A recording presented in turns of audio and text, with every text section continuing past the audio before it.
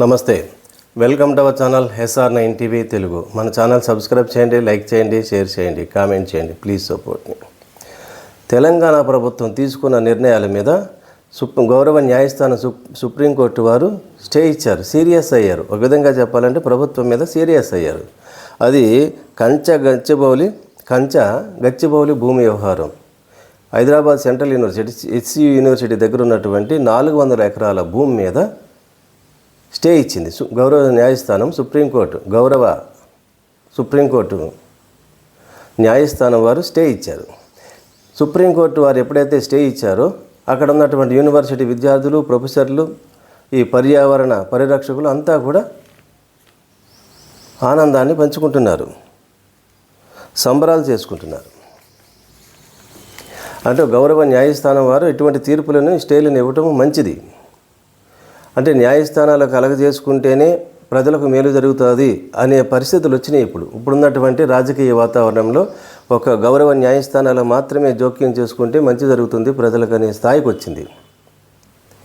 కానీ ఈ పర్యావరణ పరిరక్షకులు, జంతు ప్రేమికులు, పక్షి ప్రేమికులు ఒక ప్రభుత్వం తీసుకున్న నిర్ణయాన్ని మాత్రమే వ్యతిరేకిస్తారా? కొన్ని ప్రభుత్వాలు, కొంతమంది ఇష్టమైన నాయకులు తీసుకునే నిర్ణయాలను సమర్థిస్తారా అంటే చెప్పలేము. మనకు అర్థం కావటం లేదు, పరిస్థితులు అర్థం కావటం లేదు. ఎప్పుడు ఎలా ఏం జరుగుతుందని, ఎప్పుడు దేని మీద ప్రజలు రియాక్ట్ అవుతారు, ఎప్పుడు రియాక్ట్ కారు అనేది ఎవరు ఊహించలేకపోతున్నారు. అందుకు తాజా ఉదాహరణము గచ్చిబౌలి భూమి వ్యవహారమే దీనికి ప్రధాన ఉదాహరణ, ఎగ్జాంపుల్.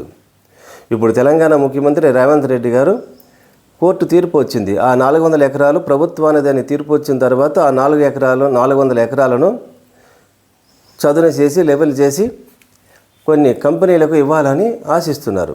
తద్వారా కొన్ని వేల మంది ఉద్యోగాలు వస్తాయి, కొన్ని లక్షల కోట్లు పెట్టుబడులు వస్తాయని ఆశించారు. ప్రభుత్వం ఆ విధంగా ఆశించింది. కానీ ఈ జంతు ప్రేమికులు, పక్షి ప్రేమికులు, పర్యావరణ పరిరక్షకులు ఇది అన్యాయము, అక్కడ ఉన్నటువంటి జంతువులు, పక్షులకు అన్యాయం జరుగుతుంది కాబట్టి ఆ న్యాయ పోరాటం అని కోర్టుకు వెళ్ళారు. గౌరవ న్యాయస్థానం వారు సుమోటోగా కేసుని స్వీకరించారు. చాలా అభినందనీయమే. కోర్టు వారిని మనం అభినందించాలి. కోర్టు తీసుకున్నటువంటి నిర్ణయాన్ని అభినందించాలి. అదే సమయంలో ప్రజలు ప్రవర్తించిన తీరు మీద కొన్ని సందేహాలు వస్తున్నాయి.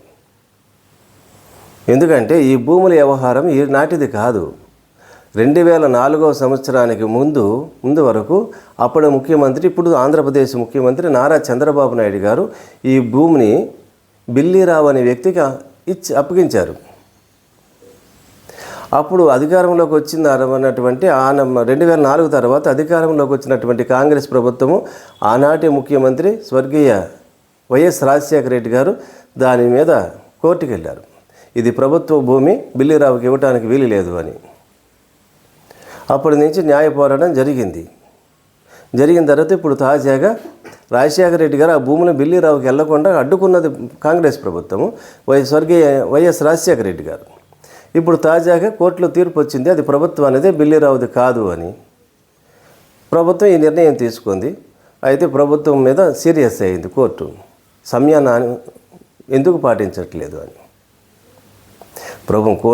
గౌరవ న్యాయస్థానం వారు తీర్పు ఇచ్చే వరకు ప్రభుత్వం వేచి ఉండాల్సింది. వేచి ఉంటే బాగుండేది. కొంచెం తొందరపడినట్టుగానే గౌరవ న్యాయస్థానం వ్యాఖ్యానించినటువంటి వ్యాఖ్యల వల్ల తెలుస్తుంది. అయితే ఇప్పుడు పోరాటం చేస్తున్న విద్యార్థులు కానీ, ప్రొఫెసర్లు కానీ, పర్యావరణ పరిరక్షకులు కానీ, జంతు ప్రేమికులు కానీ, పక్షి ప్రేమికులు కానీ, అప్పుడు చంద్రబాబు నాయుడు గారు ఈ 400 ఎకరాలని బిల్లీరావుకి ఇచ్చినప్పుడు అప్పుడు ఎందుకు ప్రశ్నించలేదు? అప్పుడు కోర్టుకి ఎందుకు వెళ్ళలేదు?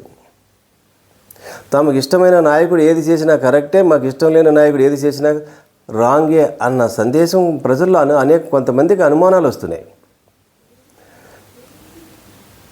మరి కరెక్టేనా అంటే ఇది దేశంలో అన్ని రాష్ట్రాలకి ఇదే వర్తించాలి.